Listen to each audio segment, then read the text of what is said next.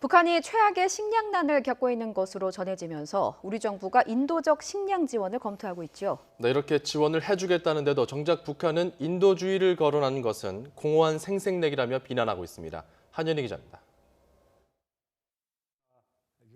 최근 북한의 연이은 발사체 발사에도 우리 정부는 식량 지원 카드를 놓지 않았습니다. 북한에 대한 식량 지원에 대해서는 말하자면 대통령과 여야가 함께 모여서 좀 협의를 하는 것이 바람직하지 않을까라는 생각을 하고 있습니다. 최악의 식량난이라는 북한의 상황을 무시할 수 없다는 게 기본 입장이지만 대화 재개의 디딤돌 역할에 대한 기대도 여전한 게 사실입니다. 국제기구가 북한 식량 상황이 매우 심각하다고 발표한 것에 대해서 같은 동포로서 인도적 차원에서 우려를 하고 있습니다. 하지만 북한은 선전 매체를 통해 비난의 목소리를 내놨습니다.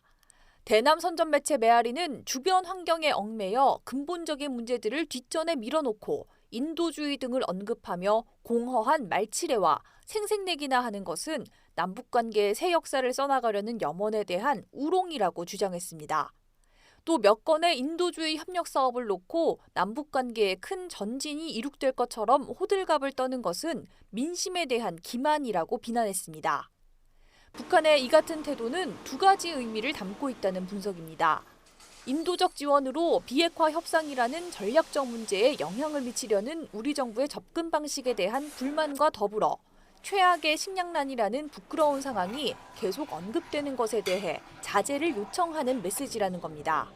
인도적 지원 문제로 남북 대화나 비핵화 협상의 셈법을 바꾸려 하는 시도를 차단하고 공개적으로 이 문제를 공론화하는 한국 정부에 대한 불만의 표현이라고 봅니다.